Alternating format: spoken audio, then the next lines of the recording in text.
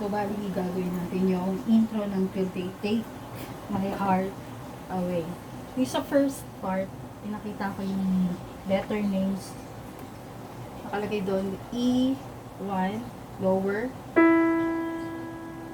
B, tsaka E2. Ang E2 ay yung higher E sa keyboard. So, ang finger number na gagamitin mo ay 1. Finger number 1 sa lower E. Second finger sa B. Fifth finger sa E2. E sharp, fourth finger. Tapos, second finger sa B.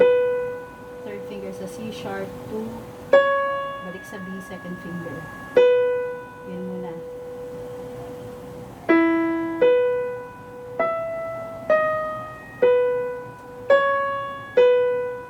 Yung first part. Ulitin ko ha. E, B, high E, D sharp, B, C sharp 2. Okay? Yung tunog niya ay magiging okay? So, yung red notes para sa left hand. Ibig sabihin, hindi siya sabay. Left hand muna E.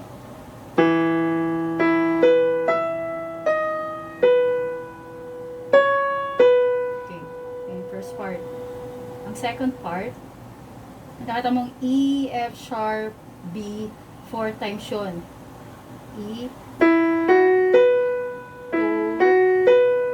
3, 4. Medyo mabilis yun.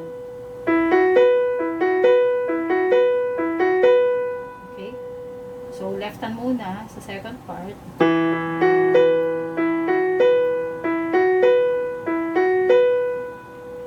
Isaan ko sa first part ng intro. E, left hand first.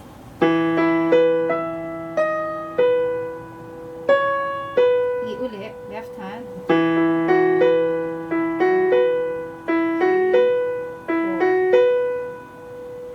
Again.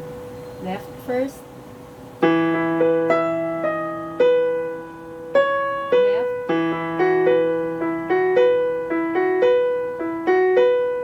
Okay, dun tayo sa second line. Nakalagay doon, C sharp, yung left hand C sharp, adjust. Parehas pa din yung note sa right hand. D, left hand. And the second part, 4 na beses. Okay? So, yung right hand niya, nakatingin sa dalawa. Yung first part, ang second part, yung 4 times. So, balik ulit sa 1. Second part. This time, my left hand, ha? Left.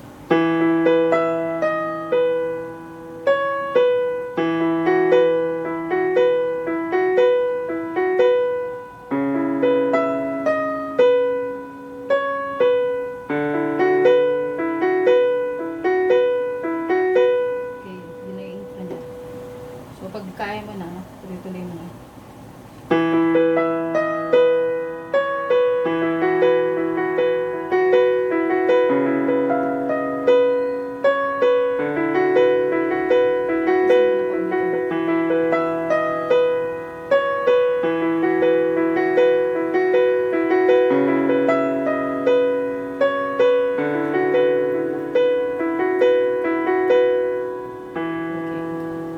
Next part, yung verse 1, kapag nag-send ka sa akin ng video na nagagawa mo na yung introduction, yung intro, okay?